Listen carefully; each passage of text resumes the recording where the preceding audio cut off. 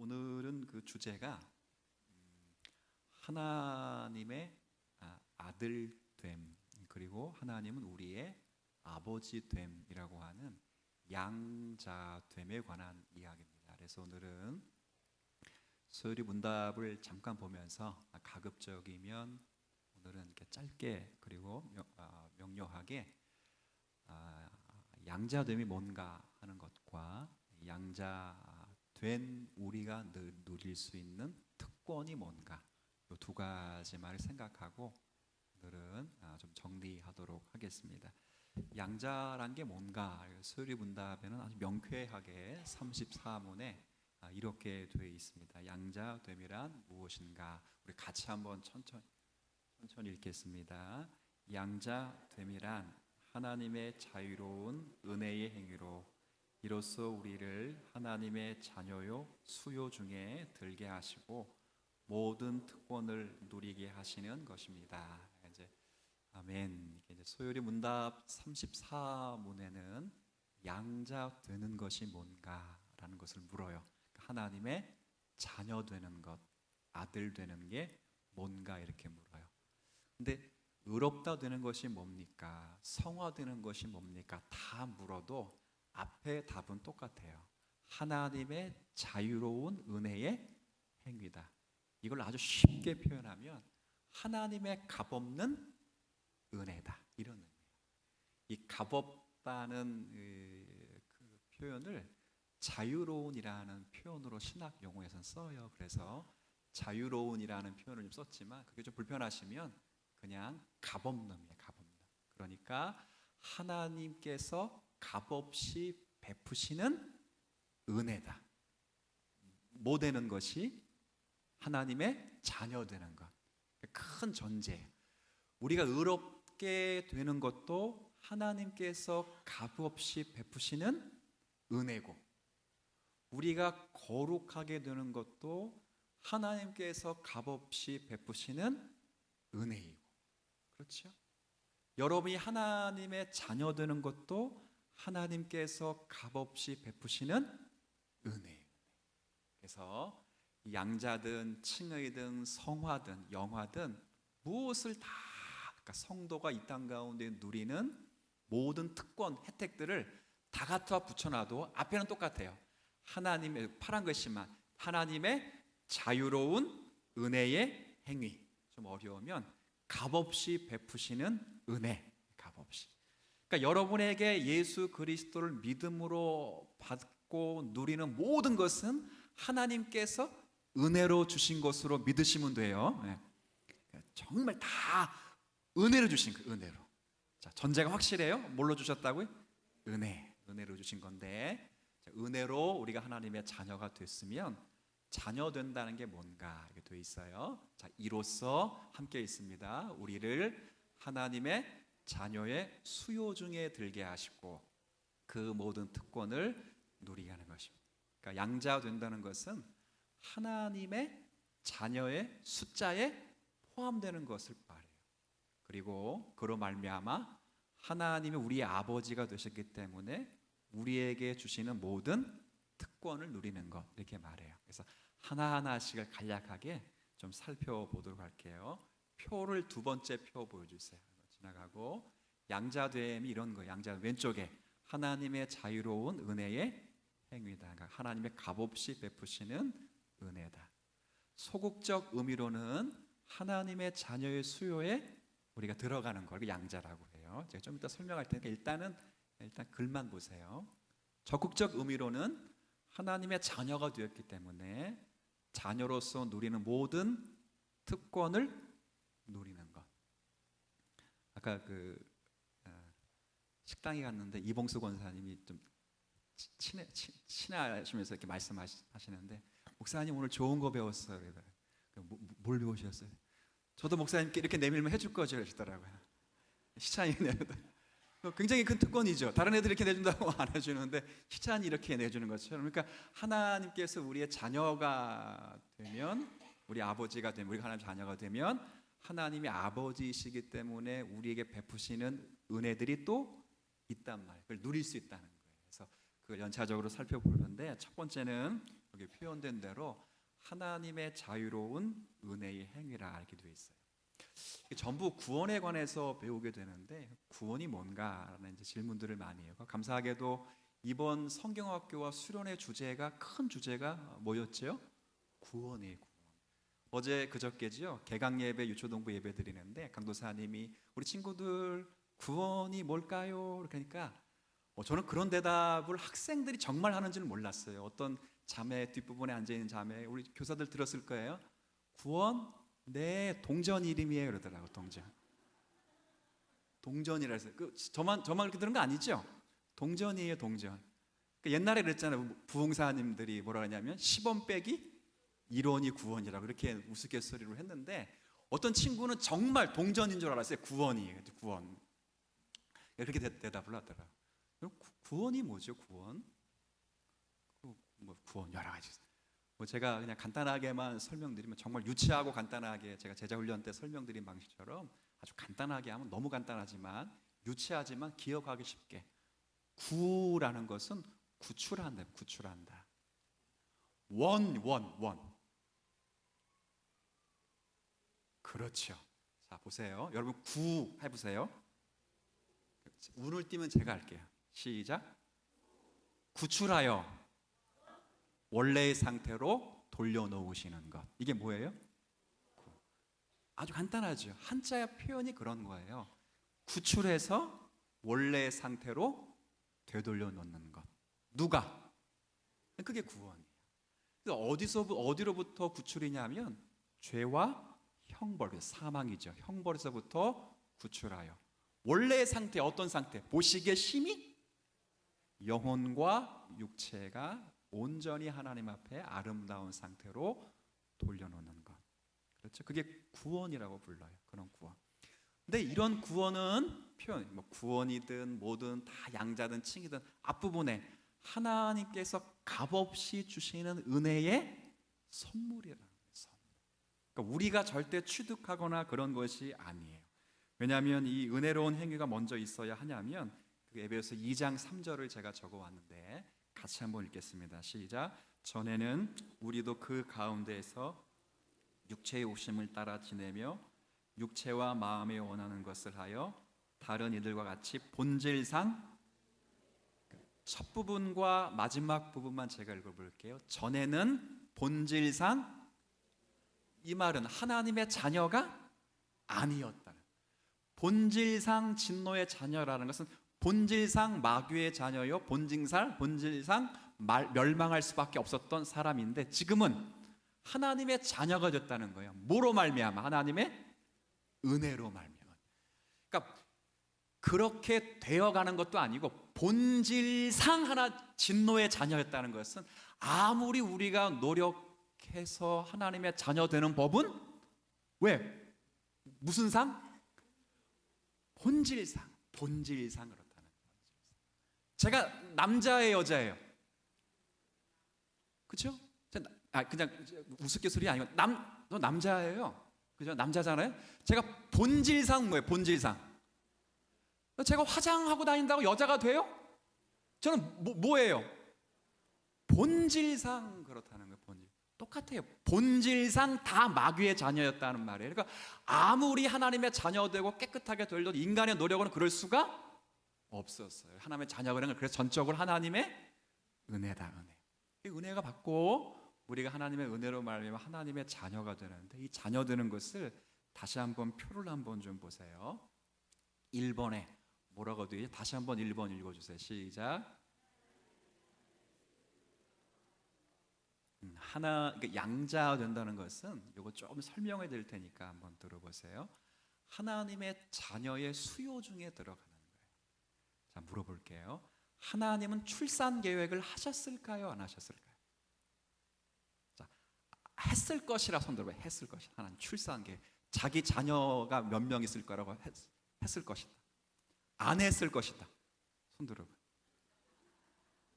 이도저도 아니다. 손 들어. 할렐루야. 그러면 저는 자녀 계획을 했을까 안 했을까요? 저는 못했죠, 뭐 사실은. 근데 이제 하나님은 하셨어요. 하나님은 자기 아들이 몇 명이 될 건가를 미리 결정하셨다 안 하셨다?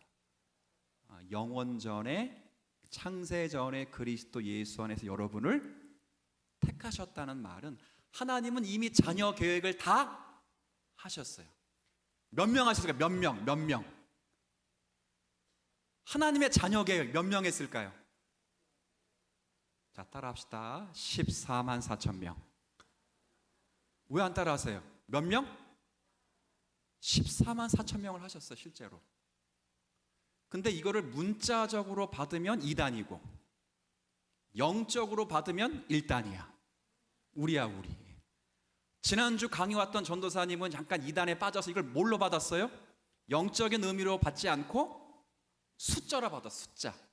그래서 신천지는 실제 몇만 명? 14만 4천 명을 채우는 거야. 그래도 걔네들 굉장히 공부를 열심히 한 사람들, 그래도요, 뭐 성경은 알고 있잖아요. 하나님은 자녀 계획을 했다는 것도 알고 있고 그 자녀 계획의 숫자가 몇만이라는 것도 알고 있어요? 우리보다 나아 못 나? 우리보다 나아. 우리보다 낫다고. 얼마나 이단들이 성경을 열심히 연구하는지 몰라. 그죠? 분명히 똑똑해요. 두 가지를 알았어요. 하나님은 자녀 계획을 미리 하셨다는 것과 그 자녀 계획의 숫자가 얼마라고요? 14만 4천. 근데 그 친구들의 문제, 그 14만 4천을 뭘로 받는다? 숫자, 문자 그대로 받는다. 정말 14만 4천 명이에요. 지난주 들어봤어요? 지금 신천지가 몇만 명이라는 거? 그렇죠. 20만이 넘었대. 그거 어떻게 하면 좋을까요? 제가 물어보니까 지네끼리 경쟁하더라고요. 그러니까 20만 명 중에 6만 명이 떨어져 나갈 거니까 지네끼리 결정해. 막 경쟁해. 정말 이만희 교주가 정말 사람 새끼도 아니다. 그거는 짐승보다 더 나빠. 자기네끼리 그렇게 경쟁을 시켜가지고 전부 교주에게 집중하게 만들어요. 우리도요, 두 가지를 믿어요. 하나님은 자녀 계획을 하셨다는 것과 그 자녀 계획의 숫자가 몇만 명이라고요? 14만 4천. 근데 우리는 숫자, 문자 그대로 받지 않아요. 14만 4천이 어떻게 요한계시로 나타나냐면 12지파 곱하기 12사도. 구약의 지파가 몇 지파지요? 12지파. 신약의 사도가 몇 명이지요? 그렇죠. 12 곱하기 얼마? 12 곱하기 예. 계산기 없죠. 예. 완전수 곱하기 완전수 곱하기 완전수예요. 12 곱하기 얼마? 1000이지 1000. 12 곱하기 얼마요? 144 곱하기 1000 하면 14만 4천. 그러니까 전부 완전수. 이 말은 하나님께서 창세전에 그리스도 안에서 선택한 확실한 수가 있어요. 그 안에 들어온 자들을, 그게 숫자적으로는 얼마인지 몰라. 그 의미의 수만 알아. 하나님 보시기에 완전수, 하나님만이 확인할 수 있는, 하나님만이 아실 수 있는 분명한 수가 있어요. 그걸 요한계시록은 완전수 곱하기 완전수 곱하기 완전수로 표현하는 것 뿐이에요. 그걸 문자로 받으면 큰일 나요. 그 문자로 받으면 어떤 결과를 만나게 된다고요? 2단이 돼, 2단. 그러니까 우리가 2단보다는 나야 될 거 아니에요. 2단보다 못 날 수도 있어요. 왜? 하나님이 자녀 계획한 것도 모르고 14만 4천이가 모르니까 못 할 수도 있어요. 근데 그걸 알았다면 그거보다 더 나아야죠. 하나님께서 온전히 자기 자녀로 삼겠다 하신 그 백성의 수요가 있어요. 그 수요에 아까 얼마라고요? 꼭 이거 끝나고 나면 숫자로만 기억하지 마시고 하나님이 헤아려놓은 그 수에 들여보내시는 걸, 그걸 뭐라고 부른다고요? 양자됨이라고 부릅니다. 그러니까 여러분이 하나님을 아버지라 부르고 여러분이 하나님의 자녀가 되는 것은 그 안에 여러분들을 집어 넣으셨다. 굉장히 큰 은혜인 거예요. 그렇지. 아까 우리는 본질상 어떤 자녀였었어요? 진노의. 그러니까 아무리 애를 쓰고 힘써도 여러분들은 하나님의 자녀 안에 들어올 수가 없는데 하나님께서 여러분을 선택하신 여러분들을 꺼내서 집어서 자신의 숫자 안으로, 가족 계획 안으로 집어넣었다는, 이게 큰 은혜죠. 여기 그래서 에베소서에 보면, 갈라디아서에 보면 갈라디아서 4장 4절부터 7절에 이 말씀이 좀 있어요. 함께 좀 읽어 보도록 하겠습니다.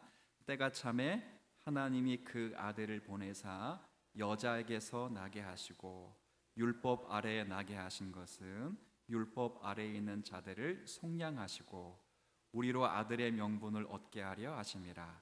너희가 아들임으로 그 아들 영을 우리 마음 가운데 보내사 아빠 아버지라 부르게 하셨느니라. 그러므로 내가 이후로는 종이 아니요 아들이니 아들이면 하나님으로 말미암아 유업을 받을 자니라. 그러니까 자녀의 수요에 들게 하심으로 우리는 하나님을 아버지라 부를 수 있는, 이 아람어가 나왔어요. 그냥 아버지라 안 돼 있고 아빠 아버지 똑같아요. 아람어에 우리가 아빠 하는 것과 아람어에도 아빠를 아빠라 불러요. 아빠. 그러니까 하나님을 형님 이것도 아니고 아버님, 혹시 아버님 이라고 부르는 게 있어요? 아버님 없지요? 우리 아버지라 부른다고. 근데 아버지라 부르는 것뿐만 아니라 아버지 앞에 뭐를 붙였어요? 한번 해보세요. 시작. 아빠. 아빠라고 부르세요. 아버지라 부르는 것과 아빠라는 부르는 건 신분상 차이는 없는데 굉장히 교감상 차이가 있습니다. 실제 그래요. 자녀들 중에서도 아버지를 아빠라고 못 부르. 저도 어릴 때는 모르겠는데 지금 이렇게 어머님, 아버님 이렇게 부르는데 막내 아들은 지금도 어머니를 뭐라 부르냐면 엄마 이렇게 불러. 엄마. 저는 굉장히 좀 낯설어요. 아버지를 뭐라 부르냐면 아빠 이렇게 불러. 근데 신기하게 똑같아요. 근데 신기한 게 교감으로 따지면 어떤 게 더 편해 보이냐면 아빠 엄마가 훨씬 가까워 보인다. 그렇게 우리를 부르셨다는 거예요. 원래 우리는 본질상 누구였는데요? 진노의 자연. 하나님의 값주시는 은혜로 말미암아 하나님을 아빠 아버지라고 부를 수 있는 자녀의 수요 안에 들게 하셨다. 이게 양자됨이에요. 그래서 어떤 특권을 누리게 되냐면 몇 가지 특권들이 있는데 5가지의 특권이 있어요. 성경만 쭉 제가 읽어드릴 텐데 첫 번째 특징은 보호를 받는 특징이 있습니다. 성경은 계속 한번 같이 읽어볼게요. 시편에 있는 말씀 한번 같이 읽습니다. 시작.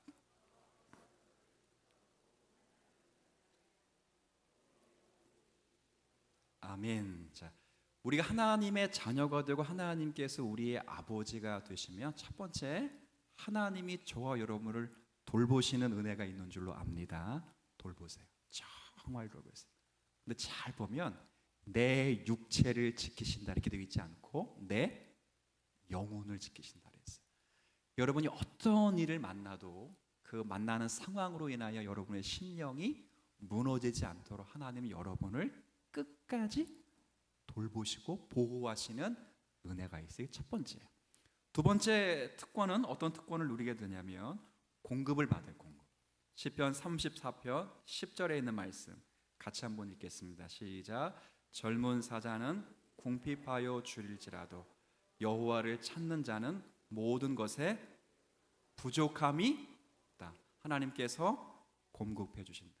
그러니까 젊은 사자가 배고파서 막 으르렁거리면서 먹잇감을 찾지만 그렇게 절박한 상황일지라도 여호와를 찾는 자에게는 부족함이 없어요. 없어요, 진짜. 하나님이 우리의 아버지가 되시기 때문에 하나님에게 쉼을 얻고 찾고 갈급하는 성도들에게 하나님은 부족하지 않도록 그의 영혼과 그의 생활에 하나님께서 은혜를 베풀어 주신다. 이것이 아버지됨의 특권입니다.